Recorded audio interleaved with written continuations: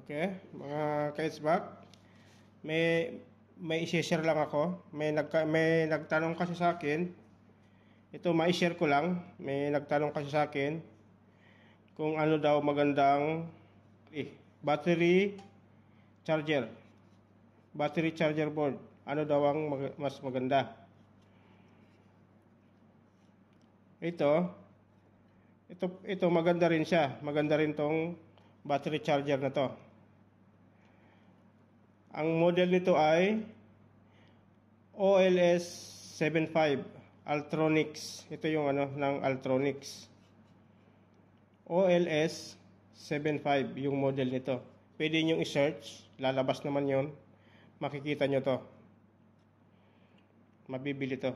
Ito made in USA. Meron siyang adjustable ng voltage, meron siyang may switch siya pag in off 24 volts, pag naka-on 12 volts. Depende na lang kung anong voltage yung sa battery mo ang gusto mo. May 24 volts, may 12 volts. Okay? Ang function nito, mayroon siyang sa battery, negative ng battery. Ito yung dito mo ilalagay yung battery. Negative sa positive. Ang output ng battery dito na. Ito yung output ng battery. Itong DC na to, negative, positive. Ito yung output ng battery. Ngayon, pagka nag-brown out, halimbawa nag-brown out sa bahay mo, nawalan ka ng power, meron ka pa ring supply. Meron ka pa ring power supply na manggagaling sa battery. May output ka pa rin na power supply. Yung power supply na to, yung manggagaling sa battery, pwede mo ilagay sa inverter or converter para maging DC to AC. Halimbawa, sa bahay mo gagamitin, sa ilaw, pwede. Pero dapat meron kang converter para sa AC to DC. Pagka AC fail, meron siyang indicator. Ito yung common, ito yung NONC. Ang pag-connect ng indicator nito, isang common saka NO. Pag fail yung AC power, magi-indicate siya. Pag low battery, isang common saka NO. Pag low battery, magi-indicate siya na low battery. Ito.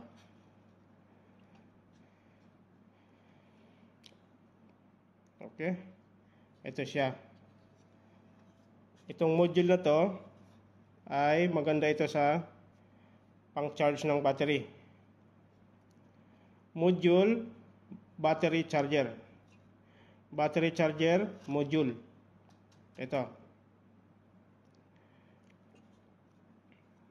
Ulitin ko. Pag nawalan ka ng power supply sa bahay, meron kang battery dito nakakabit. May lalabas na output dito. Yung output niya dito. Meron ka pa ring power supply.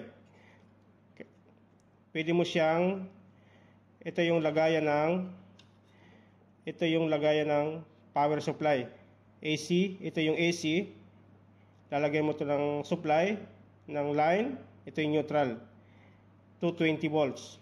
Ayan, 5 amperes to 250 volts. Hanggang 250 volts pwede. Susupply mo lang to para magka-power siya para mag-charge ng battery. Ito. Okay. Ito yung example nito. Susupply natin to.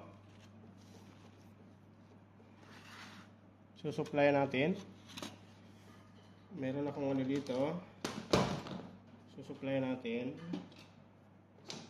Para makita nyo gumagana. Ito siya. Ito.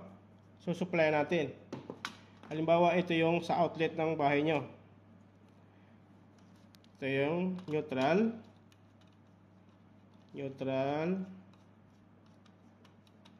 tapos line.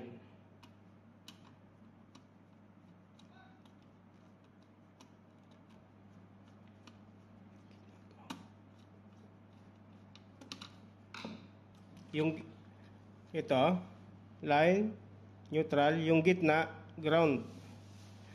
Yung gitna, ground. Ngayon, di ko na lalagyan ng ground kasi for testing lang naman, demonstration, huwag na, di natin lalagyan ng ground. Ito na siya, tapos na siya. Ngayon, isasaksak natin to. Pag sinaksak natin to, magkakaroon ng power. Magkakaroon siya ng power. Tapos, kukuha na natin ang voltage to, yung sa battery, kung ilang voltage. Kung ilang voltage ang lalabas para makapag-charge ng battery. Kunin ko yung ano ko dito, yung tester.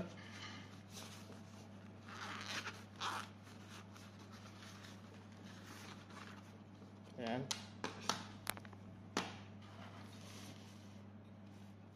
Ayan.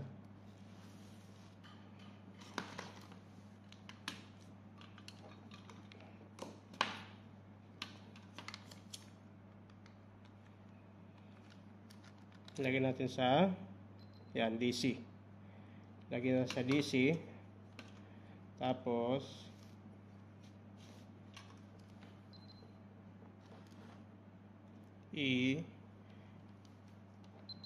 isasaksak natin to. Pag sinaksak ko to, iilaw to. Iilaw yung indication. Saksak natin. Ayan.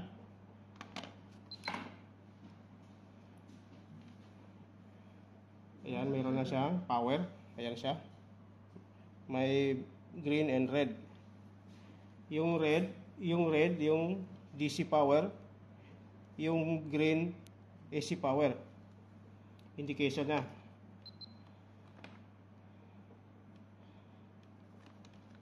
Sukatan natin yung voltage. Ito yung supply. Yung supply, sukatan natin. Yan. 243 volts yung supply. Yung supply ng board, 243 volts. Ngayon, susukatan natin tong battery. Sa battery, sa terminal para papunta sa battery, susukatan natin. Ilagay natin sa DC. Sukatan natin. Ayan, meron siyang 13 volts para sa battery. Pag linagyan natin tong battery, magcha-charge na. Ngayon, pwede natin taasan yung sa battery.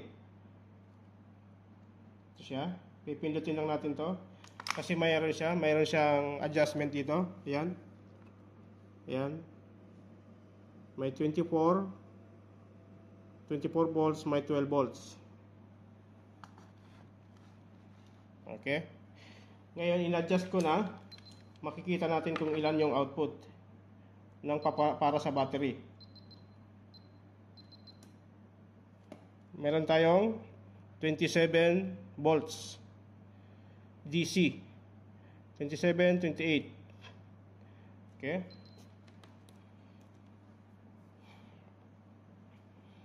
Ngayon, meron akong battery dito. Meron akong battery. Yan. Meron akong battery. Sukatan natin ang battery kung ilan. Positive, tapos negative. 12.51. 12.51 volt DC. Yung battery. Okay. Ngayon, sasalpakan natin ang ito yung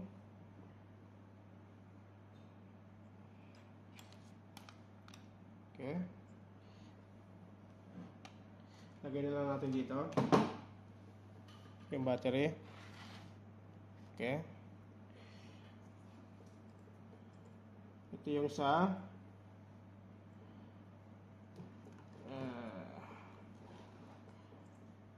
ito yung sa positive.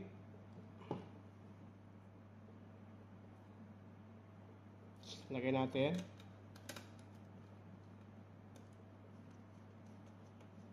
Yan. Yan yung sa positive. Tapos itong black, ilalagay ito sa negative.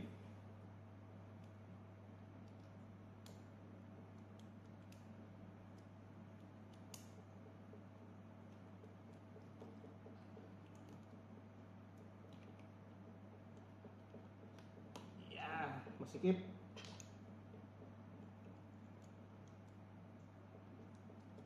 Okay.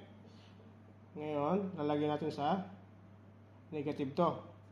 Negative sign ng battery. Yan. Okay. Ngayon, nagcha-charge siya. Nagcha-charge. Nagcha-charge ngayon ang battery. Ngayon, lalagyan natin ng indicator tong output ng battery. Ito na yung output niya. Ito. Lalagyan natin to ng indicator light.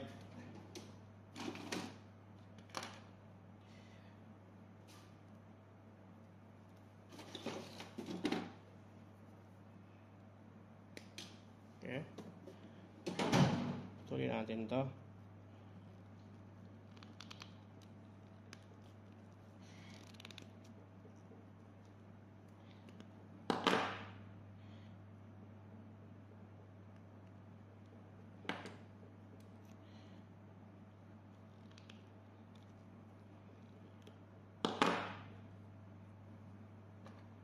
Okay. Lagyan natin.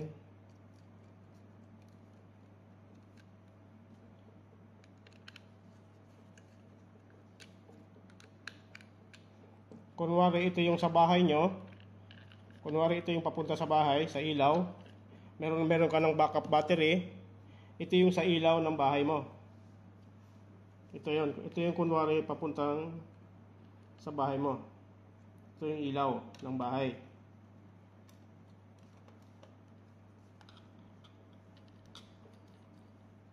Tapos ilaw kagad to kasi meron kang ng kasaksak na battery, meron ka ng output.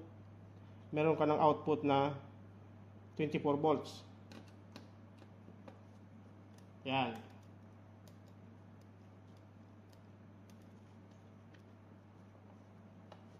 Okay? Meron ka ng output na 24 volts.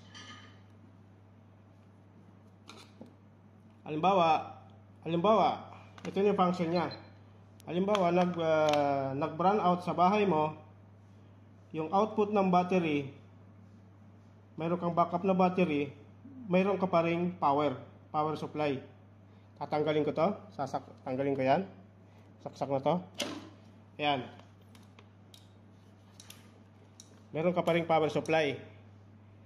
Mahina kasi itong battery, ano lang to, mahina lang yung capacity niya, kaya medyo mahina lang yung ilaw niya. Ito siya. Yan.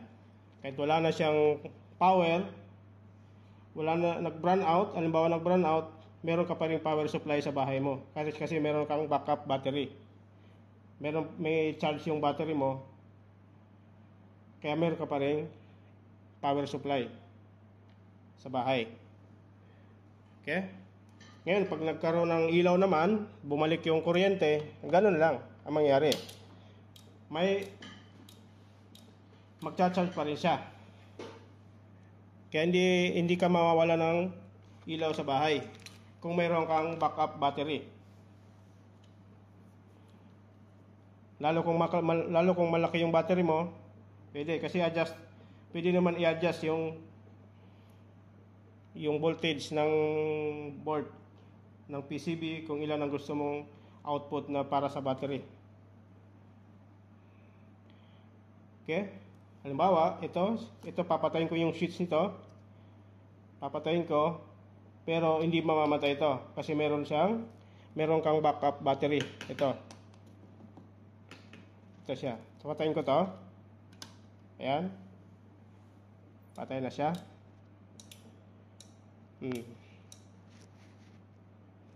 Meron ka pa ring ilaw kahit pinatay ko na 'yon. Ayan siya. Ayan yung ilaw ng DC. Meron ka pa ring indicator ng DC power. DC power. Ayan siya. Ito pala yung sinasabi kong adjustment. Adjustment ng voltage ito. Ito naman yung selector niya. Pwede sa 24 volts, pwede sa 12 volts. Depende sa battery na ilalagay mo. Ito mahina kasi ito eh. Okay? Ngayon, pag bumalik yung kuryente, halimbawa, magcha-charge ulit yung battery mo. Ayan. Magcha-charge ulit yung battery. Okay? Ito yung function niya.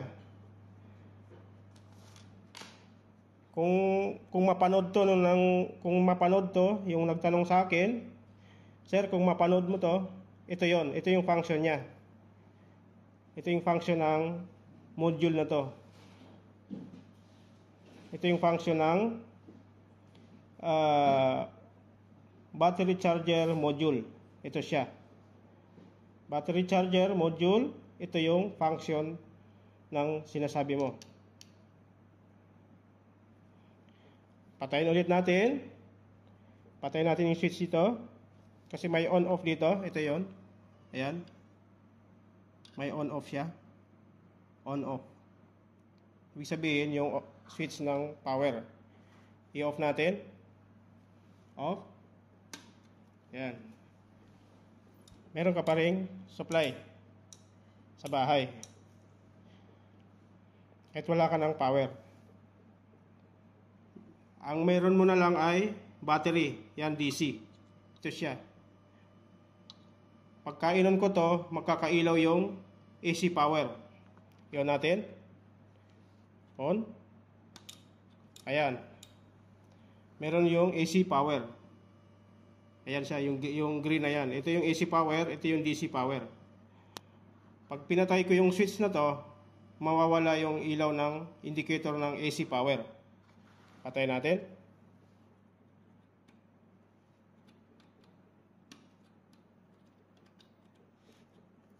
Patayaw. Ayun.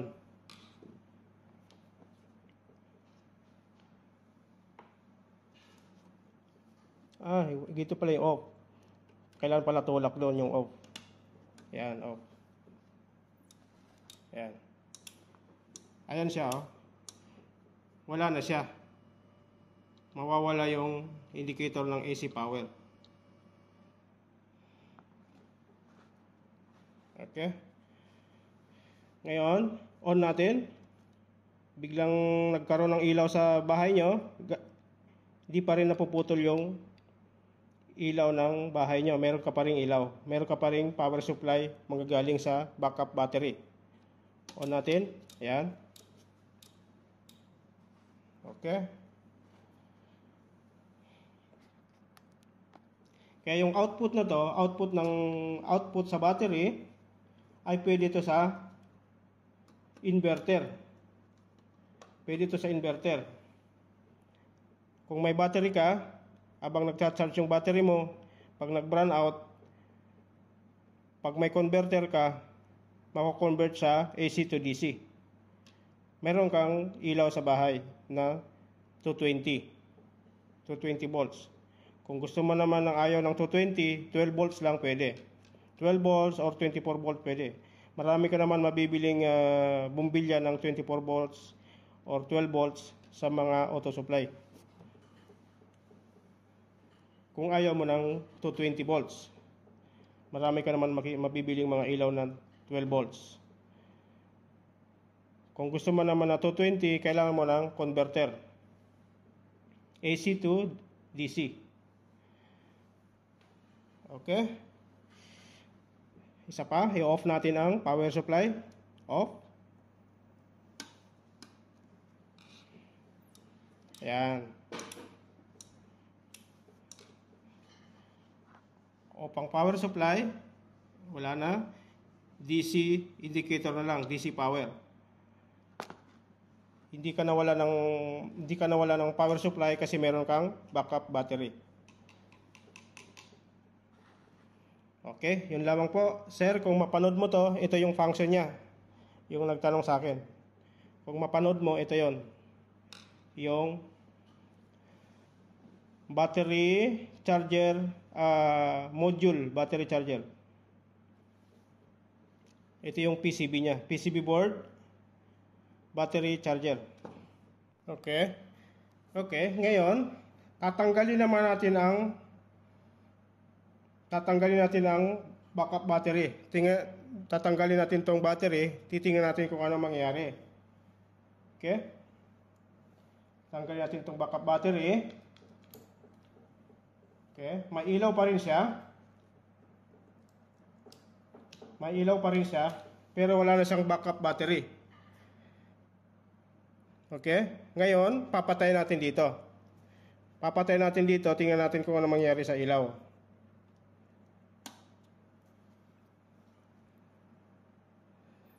Yan. Pag walang backup battery, mamamatay ito. Pag wala siyang backup battery. Ganun ang function nito. On natin, on ulit natin. Yan, may ilaw siya. Pagka namatay, nag-brown out sa bahay nyo, tapos wala kang backup battery, ganito lang mangyayari. May dili lang siya ng konti, pero mamamatay siya. Di katulad pag may backup battery ka, pag namatay, lagyan natin itong battery. Pag namatay, meron ka pa rin ilaw.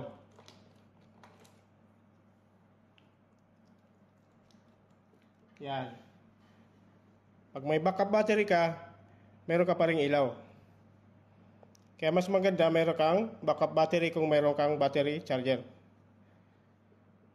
Ito yung pagkakaiba niya. Mas maganda may battery. May battery ka. Okay? Isa pa, on natin.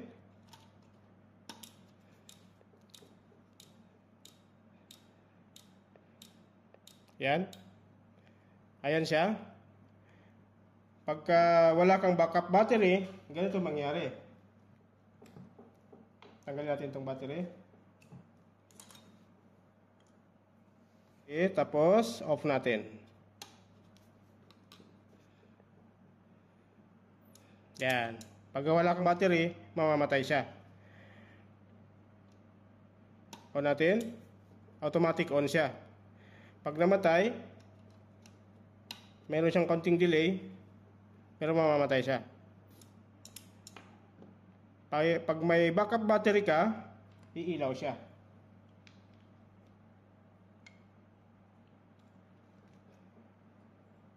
Yan. Maganda pag may backup battery. Okay? Thank you. Kung mapanood mo ito, sir, yung nagtanong sa akin, sir, kung mapanood mo ito yung function niya. Okay, sir. Thank you. Dito muna rin tatapos ating video. Thank you.